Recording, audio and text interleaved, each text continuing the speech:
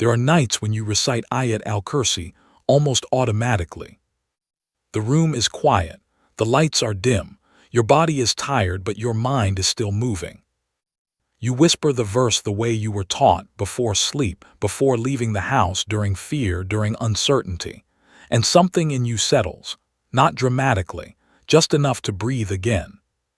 Most people stop there. They feel protected, calmed, reassured. And that is real. But what if that calm is only the surface effect? What if Ayat al Kursi is not only guarding you from what might happen to you, but quietly confronting what is already happening within you? Think about the moments that hurt you the most. A harsh word that stays with you for days. A loss that feels personal, almost unfair. A fear about the future that tightens your chest, even when nothing is wrong right now. If you look closely, the pain rarely comes from the event itself. It comes from something inside you reacting, defending, clinging, demanding control. There is a voice within that says, "This shouldn't have happened to me." Another that says, "I can't lose this." Another that whispers, "What will become of me?" That voice feels like you. But is it? Ibn Arabi spent his life observing this inner tension. He noticed that most human suffering does not come from the world directly, but from a false center within us, a constructed sense of I that believes it is independent, fragile, and constantly under threat. This false self needs reassurance. It needs protection. It needs certainty. And so it reaches for Ayat al Kursi, not to be transformed but to be defended. But what if the verse was never meant to protect that self at all? Consider this quietly. When someone insults you, why does it hurt? When something you love is taken away, why does grief feel personal? When uncertainty appears, why does fear rush in as if something essential is about to be lost? All of this assumes something very specific, that there is a solid, independent you at the center of life, managing existence, owning experiences, holding the future together. Ibn Arabi called this assumption the nafs, the false sense of self that mistakes its role in the world. And here is where Ayat al Kursi becomes unsettling in the most merciful way. Because this verse does not begin by comforting the self. It does not negotiate with it. It does not strengthen it. It begins by quietly removing it from the center of reality. Many people believe Ayat al Kursi is powerful because it repels harm. Ibn Arabi saw something deeper. It removes the part of you that harm attaches to. That is a very different kind of protection. The verse does not rush. It does not argue.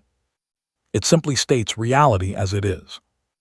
And when reality is seen clearly, illusions cannot survive. This is why Ayat al Kursi feels different when recited slowly. Why it carries weight even when spoken softly. Why something inside you becomes still, sometimes uneasy, sometimes relieved. Because the verse is not speaking to your fear. It is speaking past it. It is addressing the structure that fear depends on. And as you move deeper into its meaning, you begin to sense something subtle but profound. Perhaps the greatest struggle of your life was never with the world, but with a version of yourself that believed it had to carry everything alone. In the next section, we'll step into how Ibn Arabi understood this false self, and why he believed Ayat al Kursi was designed to gently, truthfully, and inevitably dissolve it. To understand why Ayat al Kursi affects you the way it does, you first have to understand what Ibn Arabi meant by the self that suffers. He did not speak about the ego as something evil or sinful. He did not treat it as an enemy to be attacked or suppressed. For him, the nafs was simply mistaken, a misunderstanding that feels very convincing. From the moment you wake up, a quiet narrator inside you begins to speak. It says, "I am here." It says, "This is my life." It says, "I must protect what is mine." You hear it when you plan your day. You hear it when something goes wrong. You hear it when you compare yourself to others or worry about what might happen next. This voice feels natural, personal, intimate. It feels like you. Ibn Arabi observed that this voice is built on one core assumption: that you exist independently, on your own, managing your life from a private center. From that assumption, everything else follows. If you believe you exist independently, then you must also believe you are responsible for holding everything together. Your future, your security, your worth. And when life doesn't cooperate, suffering appears. This is why fear is so exhausting. Why pride is so fragile. Why loss feels like a personal wound rather than a change in circumstance. The false self is not powerful, but it is busy. It constantly measures, protects, compares, and reacts. Ibn Arabi taught that the nafs survives by forgetfulness. Not forgetfulness of facts, but forgetfulness of reality. When you forget Allah as the true source of existence, something else quietly takes his place at the center of your awareness. That something is the self-image you've been carrying since childhood. It becomes the reference point for everything. You don't just experience sadness, you become someone who has been wronged. You don't just face uncertainty, you become someone whose future is at risk. You don't just make a mistake, you become someone who failed. Notice how personal everything becomes. Ibn Arabi would say, this is not because life is cruel, but because the false self insists on being the main character. And yet this self is strangely fragile. A single word can disturb it. A single loss can shake it. A single comparison can shrink or inflate it. Why? Because it is built on a foundation that is never questioned.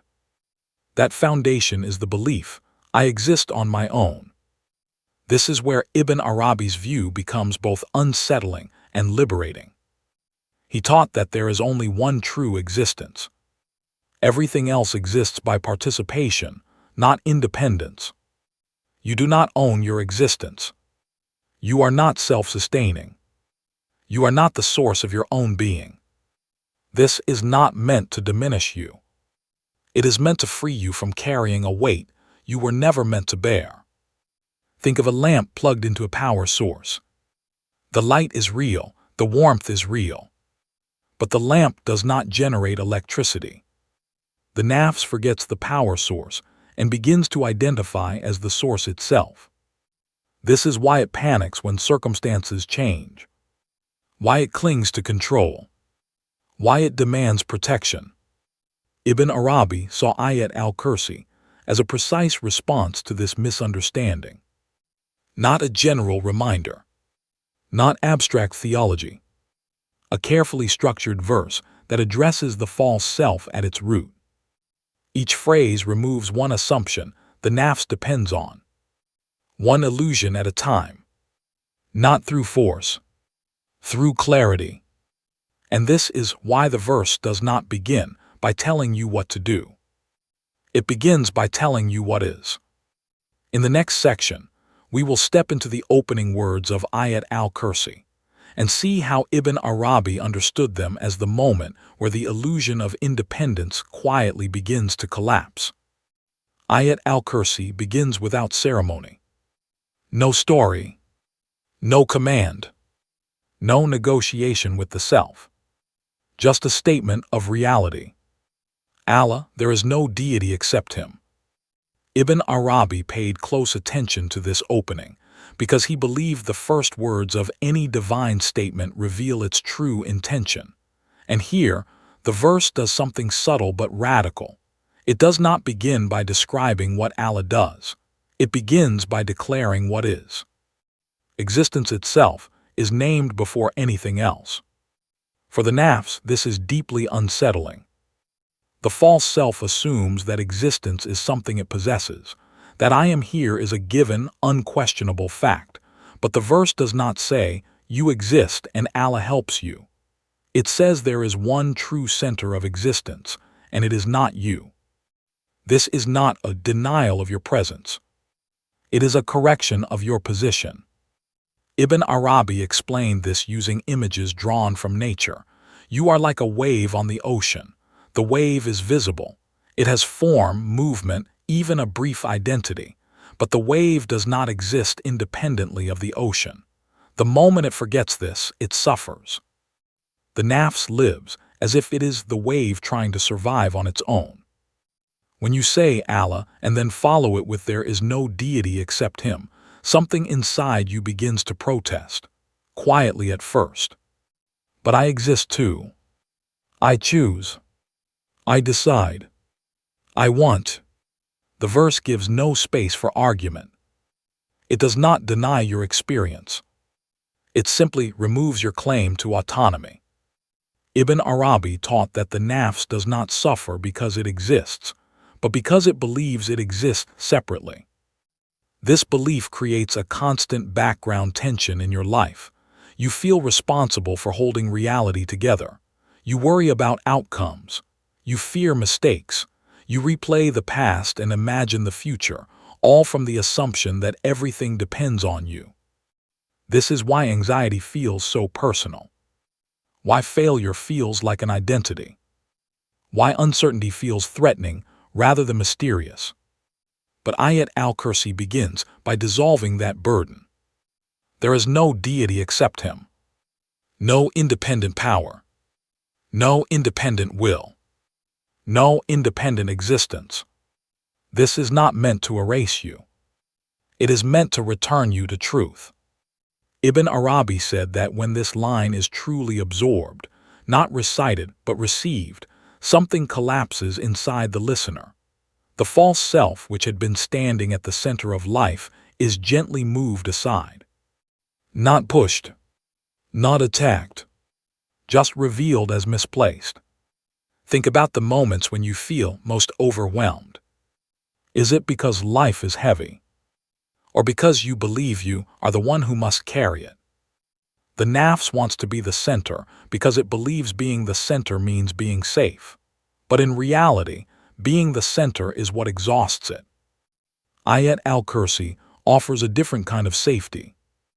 When existence itself is acknowledged as belonging to Allah, responsibility loosens its grip. Control softens. Fear begins to lose its urgency. You still act. You still choose. You still live. But you no longer live as if the universe depends on your shoulders. Ibn Arabi taught that this is the first crack in the false self, the moment when autonomy begins to dissolve, not into passivity but into trust. And once that illusion weakens, the verse moves deeper. Because after challenging your claim to independent existence, it turns to another assumption the nafs quietly depends on, the belief that it is in control. That is where the next words of Ayat al Kursi lead. There is a moment every day when your sense of control disappears completely. It doesn't ask for permission. It doesn't wait for you to finish your plans. It arrives whether you are ready or not. Sleep. No matter how strong your will is, how sharp your mind is, or how carefully you organize your life, consciousness eventually slips away. Your thoughts fade. Your awareness dissolves. And for hours, the self you identify with simply vanishes. Ibn Arabi saw sleep as one of the clearest signs of human limitation. You cannot choose to remain awake forever. You cannot decide to stay aware indefinitely. You cannot even guarantee that you will wake up again. Yet the nafs lives as if it is in control. It believes it manages life, that it steers events, that it holds things together. Ayat al Kursi addresses this assumption directly. Neither drowsiness overtakes him nor sleep. The contrast is immediate and deliberate. You lose consciousness every night.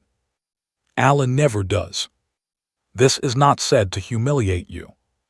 It is said to correct the story you've been telling yourself. The false self believes it is the manager of existence, but it cannot manage its own awareness. The moment sleep arrives, the narrator inside you, the the one saying I, me, mine, falls silent. Where does it go? If the self you defend so fiercely disappears every night, how solid can it really be? Ibn Arabi taught that the nafs survives by pretending it is awake when it is actually drifting through forgetfulness. It believes it is present, but it is only reacting. Think about how much effort you spend trying to control outcomes, planning conversations, replaying mistakes, anticipating problems that haven't happened yet. This constant mental movement feels like responsibility, but often it is fear wearing the mask of control. You exhaust yourself trying to stay awake to every possibility, trying to manage life the way a parent manages a child. But Ayat al Kursi quietly reveals something unsettling and relieving at the same time. You were never in charge. You cannot hold consciousness. You cannot preserve awareness. You cannot even sustain your own being for a single moment without help. And yet life continues flawlessly. Your heart beats while you sleep. Your lungs breathe without instruction. The world does not collapse when you lose control. Ibn Arabi pointed to this as proof that governance belongs elsewhere. Allah does not sleep. Allah does not lose awareness. Allah does not drift. This is not theology for debate. It is an observation you live every night. The nafs resists this realization because control is how it feels safe. If it admits it was never in charge, it fears disappearance. But the verse offers a different kind of reassurance. When control is returned to its rightful place, effort becomes lighter. When responsibility is seen clearly, anxiety loosens. You still act. You still plan. But you no longer believe your planning sustains existence. This is why exhaustion often decreases when trust increases. Why surrender feels restful rather than frightening when it is understood correctly. Ibn Arabi said the nafs collapses not when it is attacked, but when it sees the truth clearly enough that pretending becomes impossible. Ayat al Kursi does not argue with your sense of control. It simply places it next to reality. And reality does not sleep. Once the illusion of control begins to weaken, the verse moves to the next assumption: the false self depends on ownership. Because the nafs does not only want to control life, it wants to own it. That is where the next line leads. There is a quiet word the false self uses constantly. Mine, my home, my family, my success, my pain, my future.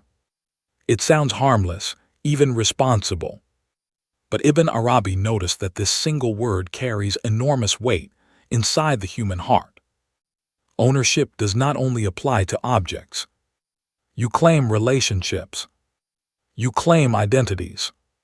You claim even your suffering, holding it close as part of who you are. And when something that feels yours is threatened, fear rises instantly. Ayat al Kursi addresses this attachment with a sentence that leaves no room for interpretation. To him belongs whatever is in the heavens and whatever is on the earth. Not some things. Not sacred things. Not abstract things. Everything. For the nafs, this is one of the hardest truths to absorb. Because ownership is how the false self stabilizes itself. If it can say this is mine, it feels rooted, secure, defined.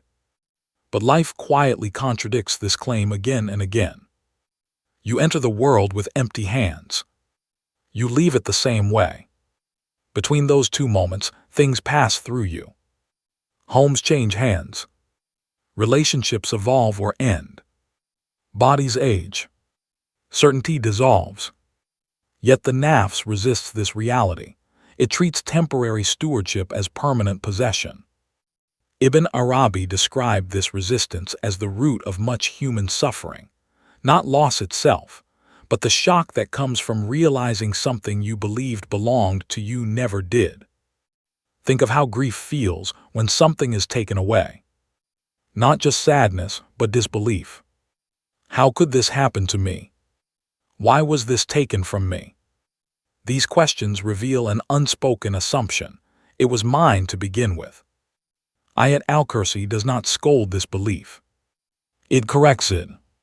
Nothing was taken from you. Nothing was ever owned by you. Everything was entrusted. Ibn Arabi taught that trust changes the emotional texture of life. When you hold something as a trust rather than a possession, gratitude replaces anxiety, care replaces fear, presence replaces clinging. You still love. You still build. You still care deeply. But you do not tighten your grip in panic when change arrives. This is not detachment in the cold sense. It is intimacy without ownership. Consider how exhausting it is to protect what you believe you own. The constant vigilance, the fear of loss, the comparisons. When ownership dissolves, something unexpected happens. Responsibility becomes lighter, not heavier. You no longer have to defend what was never yours. You no longer have to panic when life rearranges itself. Ibn Arabi said this realization cuts the roots of greed and attachment, not by denial, but by clarity. And clarity is always gentle. Ayat al Kursi does not strip you of meaning. It returns meaning to its proper source. When you understand that everything belongs to Allah, trust quietly replaces fear. The heart softens. The nafs loses one more pillar it depended on. And once ownership dissolves, another illusion begins to tremble, the belief that you truly know what is happening in your life. That is where the verse now turns. After dissolving ownership, Ayat al Kursi turns towards something even more subtle, the illusion of knowing. His Kursi extends over the heavens and the earth. Many people hear this line and imagine something distant, vast, almost abstract. But Ibn Arabi understood the Kursi not as a physical throne, not as a place in space, but as the total reach of divine knowledge and governance. It is the reality that nothing exists, moves, or unfolds outside Allah's awareness. For the nafs, this is deeply uncomfortable. Because the false self survives by believing it understands what is happening, it tells stories about the past, it predicts the future. It explains why things occurred and what should come next. I know why this happened. I know what this means. I know where my life is going. These statements feel stabilizing. They create a sense of certainty in a world that is constantly changing. But how often has life overturned what you were certain about? Plans that felt solid dissolve. Doors you wanted desperately to open never do. Paths you never chose end up defining you. Ibn Arabi pointed to these moments as signs, not of chaos, but of misplaced certainty. The nafs mistakes partial understanding for complete knowledge. It takes fragments of information and builds a whole identity around them. But the Kursi encompasses all knowledge. Every outcome you cannot foresee. Every consequence you never imagined. Every meaning that will only become clear years later. This does not make human understanding worthless. It makes it limited. Ayat al Kursi exposes this limitation without shame. It does not say, you know nothing. It says, knowledge does not belong where you think it does. And then the verse deepens the point. Their preservation does not tire him. You struggle to manage a small portion of life. A job, a household, a relationship, your own emotions. Even this can exhaust you. You overthink. You worry. You replay conversations and anticipate futures that may never arrive. And yet the entire universe, every atom, every orbit, every breath, is sustained without effort. Ibn Arabi saw this line as the moment where intellectual pride quietly collapses. The nafs wants to believe it understands life well enough to control it, but reality keeps reminding it otherwise. When certainty dissolves, humility naturally appears. Not the humility of saying I am nothing, while secretly believing I am everything, but the humility of recognizing your position within something far greater. This kind of humility does not shrink you. It relaxes you. You no longer have to pretend you understand why everything happens. You no longer have to force meaning where none has yet appeared. You can wait. Ibn Arabi taught that true wisdom begins when certainty softens into openness, when the need to explain everything gives way to trust in a wisdom that exceeds you. Ayat al Kursi does not remove your intellect. It removes the burden of omniscience you were never meant to carry. And as knowledge is returned to its rightful place, the false self grows quieter. Because once you no longer claim ownership, control, or certainty, there is very little left for the nafs to stand on. In the next section, we will see how Ibn Arabi understood recitation itself, not as habit or ritual, but as a living process that completes this inner dismantling. Many people recite Ayat al Kursi for years without feeling any deep inner change. They feel comfort. They feel safety. Sometimes they feel peace. But the false self remains quietly intact. Ibn Arabi never dismissed these benefits. He acknowledged that the verse carries protection even when recited without reflection. But he also observed something important. Words alone do not dismantle the nafs. The nafs is not threatened by sound. It is threatened by meaning. This is why habit can become a kind of veil. When a verse is repeated quickly, without presence, the ego learns how to stay hidden. It hears the words, but it does not listen. Recitation becomes something you do, not something that happens to you. Ibn Arabi taught that Ayat al Kursi works like a mirror, but a mirror only reveals when you stand still long enough to see yourself. He would recite the verse slowly, pausing, not for dramatic effect, but to allow each phrase to land where it needed to land. When you say Allah, do you pause long enough to notice what falls silent inside you? When you say there is no deity except Him, do you let that truth confront your sense of independence, or do you rush past it to reach the comfort at the end? The nafs survives by distraction. Speed protects it. This is why Ibn Arabi warned against rushing through remembrance, not because speed is sinful, but because speed allows the false self to remain unchallenged. True recitation, he said, is an encounter where each phrase quietly asks you a question. Who do you think you are? What do you believe you control? What do you claim as yours? What are you certain about? Ayat al Kursi does not shout these questions. It lets them arise naturally. And when you pause, something subtle happens. You begin to feel resistance. Not dramatic resistance, but a tightening, a discomfort, a desire to move on. That resistance is not failure. It is the nafs recognizing itself in danger. Ibn Arabi taught that if you stay present at that moment, without forcing humility, without judging yourself, the false self begins to loosen. Not because you are attacking it, but because it can no longer hide behind ignorance. This is why people sometimes feel emotional when reciting slowly. Why tears appear without sadness. Why silence feels heavy but peaceful. Meaning is penetrating consciousness. The verse begins to do what it was designed to do, dismantle each illusion gently, in the order they were built.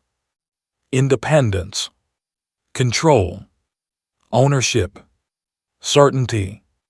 One by one, the foundations weaken. And as they weaken, the false self does not explode. It quiets. Ibn Arabi emphasized that this process cannot be rushed. Transformation is not produced by intensity, but by honesty. You are not trying to become small. You are allowing truth to take its rightful place. And when truth is fully present, The nafs does not need to be fought. It simply has nowhere left to stand. In the next section, we'll reach the point Ibn Arabi described as the most misunderstood moment in this journey, the quiet inner death that reveals something far more real than the self you thought you were losing. There comes a moment, sometimes slowly, sometimes unexpectedly, when the inner struggle grows quiet. Not because problems disappear, not because life suddenly becomes easy, but because the voice that used to argue with reality begins to fade. Ibn Arabi referred to this moment as a kind of small death, not the death of the body and not a dramatic spiritual collapse, but the soft dissolving of the false narrator inside you. At first, this idea frightens people. They imagine losing themselves, becoming passive, disappearing into nothingness. But Ibn Arabi discovered the opposite. What fades is not you. What fades is the image you were defending. Think of moments when something inside you went quiet without effort. A deep sadness that suddenly softened. A fear that lost its urgency. A realization that made resistance feel unnecessary. You didn't vanish in those moments. You became clearer. The nafs experiences this clarity as loss because it depends on constant narration. It needs to say, I am this, I need that, this shouldn't be happening. When that commentary falls silent, it feels like death. But what remains is not emptiness. It is presence. Ibn Arabi described this state as recitation no longer being something you do. The verse continues, but the sense of a separate reciter dissolves. There is meaning without commentary, awareness without effort. You are still conscious, still human, still alive, but lighter.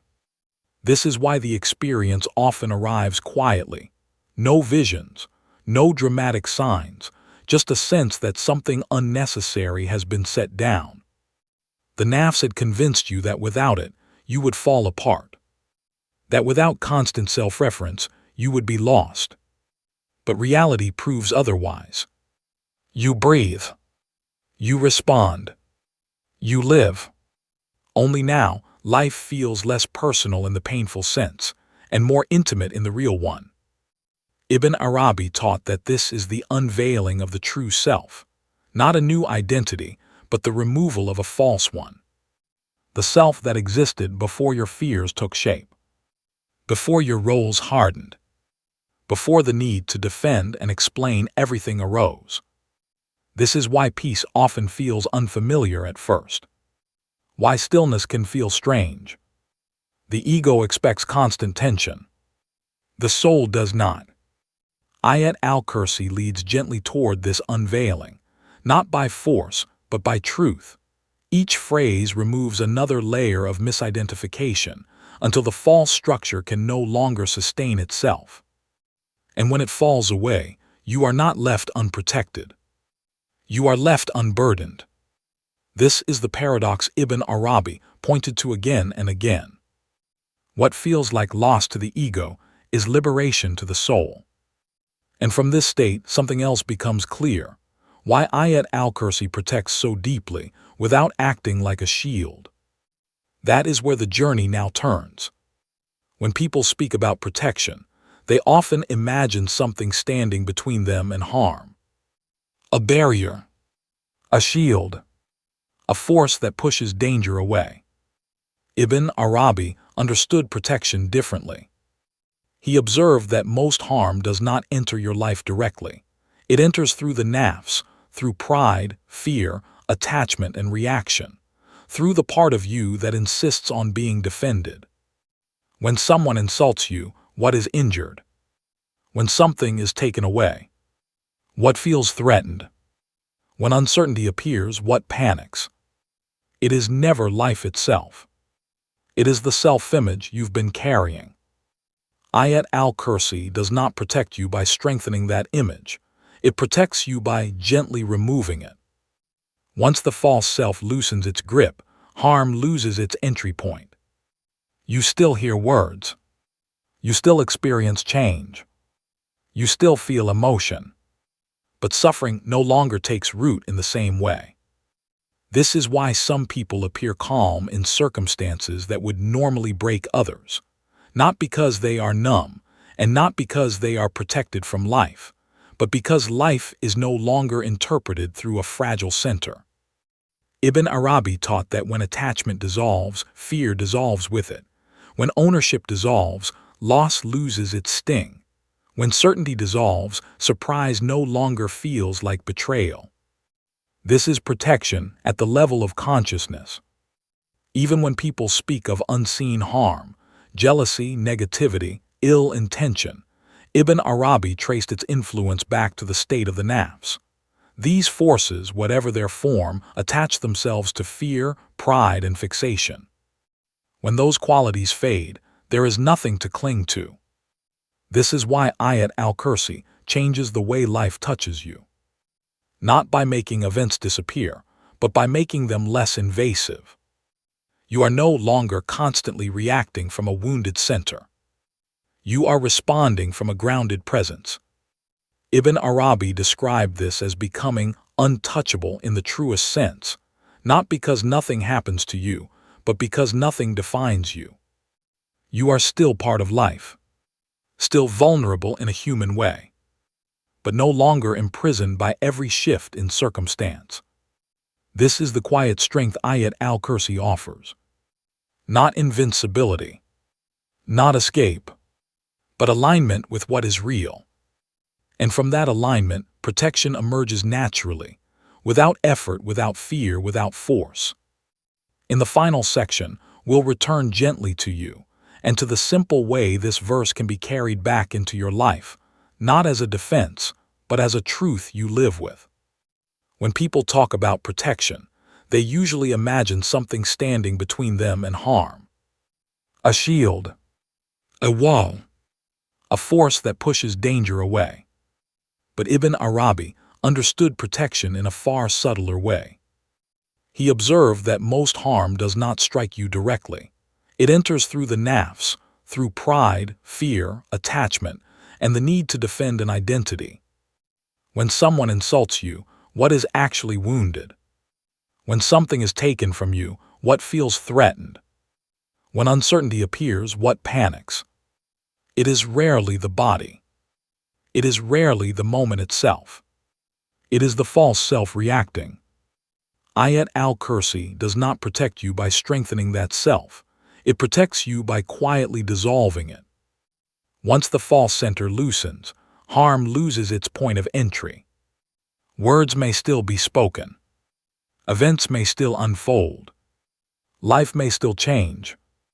But suffering no longer embeds itself in the same way. This is why some people remain calm in situations that would normally break others, not because they are detached from life, and not because they are untouched by hardship, but because life is no longer interpreted through a fragile identity. Ibn Arabi taught that fear depends on attachment. Attachment depends on ownership. Ownership depends on the illusion of independence. When these layers fall away, harm has nothing to grip. Even when people speak of unseen influences, jealousy, ill intention, negativity, Ibn Arabi traced their impact back to the state of the nafs. These forces, whatever their form, attach themselves to fear, pride, and fixation. When those qualities fade, there is nothing left to cling to. This is why Ayat al Kursi changes the way life touches you. Not by removing difficulty, but by removing the inner structure that turns difficulty into suffering. You still feel emotion. You still respond. You still live fully. But you are no longer defined by what happens to you. Ibn Arabi described this state as being untouchable in the deepest sense, not because nothing reaches you, but because nothing claims you. You are present but not possessed, involved but not imprisoned. This is the protection Ayat al Kursi offers, not as a spell, not as a barrier, but as alignment with reality. And from that alignment, a quiet safety emerges on its own. In the final section, will return gently to you, and to how this verse can be carried back into your life, not as a defense against fear, but as a truth you live with. When you finish reciting Ayat al Kursi, nothing dramatic may happen. The room may look the same. Your life may remain unchanged. Tomorrow's responsibilities will still be waiting. And yet something subtle has shifted. Not outside you, but within. Ibn Arabi taught that this verse does not demand that you become someone new. It asks you to stop defending what was never truly you to begin with. So the next time you recite Ayat al Kursi, don't rush it. Don't use it only as protection against what you fear. Let it become a quiet conversation with the part of you that has been trying so hard to stay in control. When a phrase feels uncomfortable, pause there. When something inside you tightens, notice it. When a sense of release appears, don't question it. That soft crumbling is not loss. It is truth settling into place. You are not being diminished. You are being relieved. Ayat al Kursi does not take life away from you. It returns life to its rightful center, where it was always held, sustained, and known. So now, let me ask you something simple. Have you ever noticed a moment in your own life when something you were clinging to fell away, and only later did you realize you were lighter because of it? If this reflection resonated with you, take a moment to like this video, subscribe to Voice of Sufism, and turn on the bell icon so you don't miss future stories of signs, wisdom, and spiritual insight. Share your reflection in the comments below. Your experience may help someone else see their own life more clearly. And if you'd like to continue this journey, explore the related videos appearing on your screen now.